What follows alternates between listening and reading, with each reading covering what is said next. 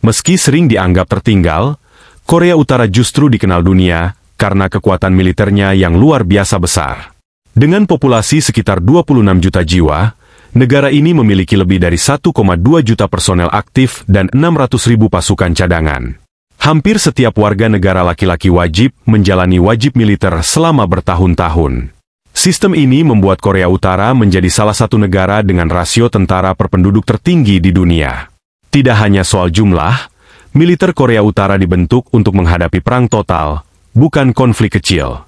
Mereka siap berperang dengan kondisi minim logistik dan dalam skenario bertahan hidup, menjadikan mereka mesin militer yang sangat sulit diprediksi. Salah satu kekuatan utama Korea Utara terletak pada kemampuannya dalam mengembangkan senjata nuklir.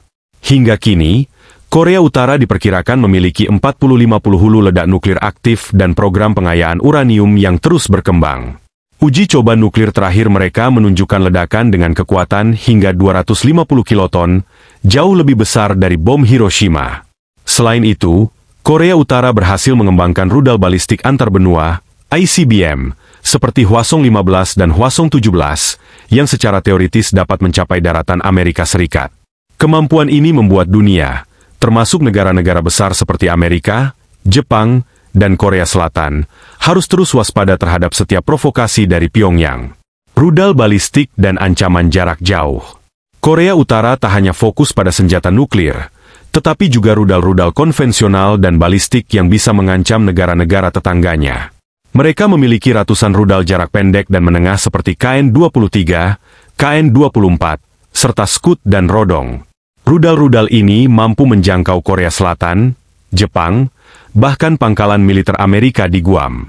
Lebih menakutkan lagi, beberapa rudal mereka telah diuji dari kapal selam dan platform mobile, yang artinya bisa diluncurkan kapan saja, dari mana saja, tanpa terdeteksi. Modernisasi sistem peluncur ini membuat strategi pertahanan dari negara-negara tetangga semakin kompleks dan berisiko tinggi. Korea Utara memiliki pasukan khusus yang jumlahnya diperkirakan mencapai 200.000 personel. Unit ini dilatih dalam misi sabotase, infiltrasi, peperangan gerilya, dan bahkan pembunuhan target strategis. Salah satu unit terkenal adalah Unit 121, yang dikenal sebagai pasukan siber elit dan terlibat dalam berbagai serangan dunia maya ke bank, perusahaan, dan infrastruktur negara lain. Dalam konteks peperangan modern, Korea Utara telah menunjukkan bahwa mereka tidak perlu unggul secara teknologi untuk membuat dunia tidak tenang. Perang asimetris, menggunakan serangan siber, sabotase jaringan listrik, hingga propaganda, adalah andalan mereka untuk melumpuhkan musuh jauh sebelum perang dimulai secara fisik. Kekuatan Angkatan Darat yang masif. Angkatan Darat Korea Utara adalah tulang punggung militernya. Mereka memiliki lebih dari 4.000 tank, 2.000 kendaraan tempur lapis baja, dan ribuan artileri yang tersebar di sepanjang perbatasan dengan Korea Selatan. Beberapa di antaranya memang terkesan tua dan berasal dari era Soviet. Namun jumlahnya yang masif menjadikan Korea Utara tetap berbahaya dalam konflik darat. Selain itu, mereka juga memiliki ribuan peluncur roket ganda, MLRS, dan artileri berat yang siap menghujani Seoul dalam hitungan menit jika perang pecah. Letak geografis Seoul yang dekat dengan perbatasan membuat Korea Selatan sangat rentan terhadap gempuran awal dari Pyongyang. Angkatan Laut Korea Utara memiliki ratusan kapal patroli, kapal selam mini, dan kapal serang cepat. Meskipun tidak sebanding dengan kekuatan laut Amerika atau Korea Selatan, mereka unggul dalam perang laut jarak dekat dan penyusupan. Kapal selam kecil mereka sangat sulit dideteksi dan dapat digunakan untuk membawa pasukan komando, atau bahkan peluncur rudal jarak pendek. Di sisi lain, Angkatan Udara Korea Utara menggunakan pesawat tempur usang seperti MiG-21 dan MiG-29, namun mereka mengandalkan strategi jumlah dan penyebaran pangkalan untuk mempersulit musuh. Mereka juga berinvestasi besar dalam sistem pertahanan udara berbasis rudal, termasuk versi lokal dari S-75 dan S-200. Ekonomi lemah, tapi militer tetap prioritas. Meski Korea Utara mengalami krisis ekonomi berkepanjangan, mereka tetap memprioritaskan anggaran besar untuk militer. Negara ini menghabiskan sekitar 25% dari PDB-nya untuk pertahanan, angka yang sangat tinggi. Rezim Kim Jong-un menggunakan kekuatan militer sebagai alat utama untuk bertahan hidup, mendapatkan pengaruh diplomatik, dan menghindari invasi. Melalui parade militer besar-besaran dan propaganda internal, Korea Utara terus menanamkan kebanggaan nasional atas kekuatan militernya. Dunia boleh mengecam, tetapi satu hal jelas, Pyongyang siap berperang kapan saja, dan mereka ingin semua orang tahu itu.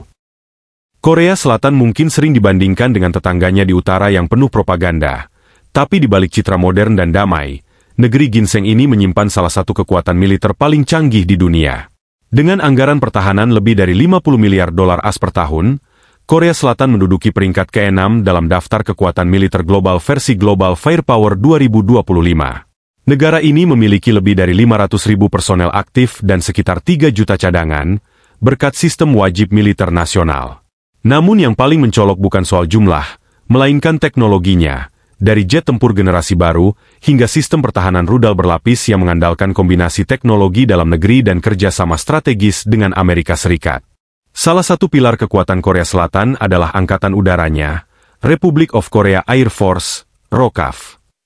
Negara ini mengoperasikan ratusan jet tempur, termasuk F-15 Kaslam Eagle, F-16CD, FA-50, dan pesawat serang ringan.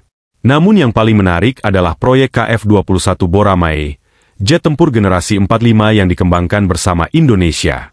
Jet ini diharapkan akan menggantikan F-4 dan F-5, sekaligus menjadi andalan masa depan Korea Selatan. Selain itu, Korea Selatan juga sedang menjajaki pembelian F-35A dari Amerika Serikat untuk memperkuat kemampuan siluman mereka. Di langit Asia Timur, ROKAF adalah kekuatan udara yang tidak hanya bertahan, tapi mampu menyerang balik dengan sangat presisi. Pertahanan rudal dan sistem anti-serangan.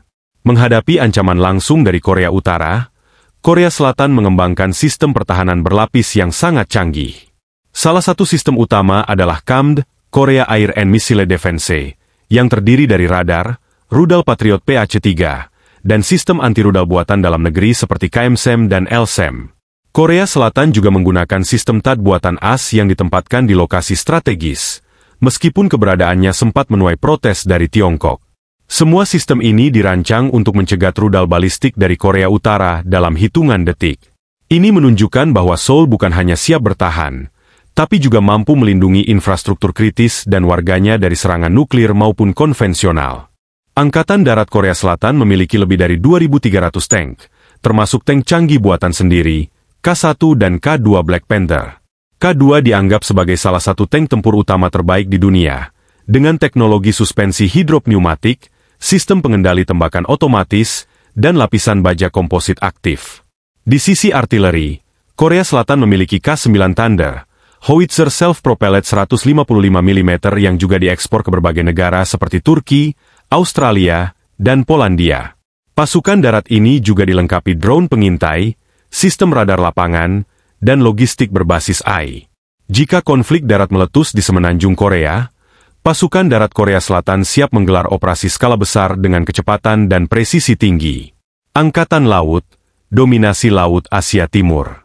Angkatan Laut Korea Selatan, Republic of Korea Navy, ROKN, juga sangat modern dan aktif. Mereka memiliki kapal perusak kelas Sejong the Great yang dilengkapi sistem tempur Aegis dan rudal SM-2.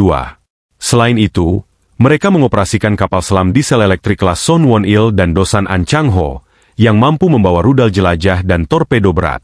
Korea Selatan bahkan sedang merancang kapal induk ringan dan berencana mengoperasikan F-35B versi lepas landas, vertikal dari dek kapal tersebut. ROKN juga memainkan peran penting dalam operasi internasional, termasuk anti pembajakan di Teluk Aden dan misi perdamaian PBB. Ini menunjukkan bahwa kekuatan laut Korea Selatan tidak hanya defensif, tapi juga ekspansif dan global. Selain kekuatan konvensional, Korea Selatan sangat unggul dalam perang siber dan teknologi informasi. Mereka memiliki unit siber militer yang sangat aktif dalam mendeteksi, mencegah, dan merespons serangan digital dari Korea Utara dan negara lain. Bahkan beberapa analis menyebut Korea Selatan sebagai salah satu negara dengan sistem pertahanan siber terbaik di dunia. Selain itu, sistem komunikasi militer mereka sudah terintegrasi secara digital dengan jaringan AI, drone, dan satelit pengintai. Kolaborasi militer dan industri teknologi raksasa seperti Samsung dan Hanwha membuat Korea Selatan punya ekosistem pertahanan yang mutakhir dan sulit ditandingi oleh negara berkembang lainnya. Aliansi strategis dan pesan global. Yang membuat militer Korea Selatan semakin kuat adalah aliansi strategis dengan Amerika Serikat, yang menempatkan sekitar 28.500 pasukan di pangkalan-pangkalan utama seperti Camp Humphreys dan Osan Air Base. Hubungan ini memberi Korea Selatan akses langsung ke teknologi militer paling canggih di dunia. Selain itu, Korea Selatan juga aktif dalam kerjasama keamanan regional dengan Jepang, Australia, dan NATO. Kekuatan militer ini bukan hanya alat pertahanan, tapi juga simbol status geopolitik Korea Selatan sebagai kekuatan baru di Asia Timur. Di tengah ancaman konstan dari Pyongyang dan meningkatnya ketegangan di Laut Cina Selatan, militer Korea Selatan bukan hanya siap, tapi siap memimpin.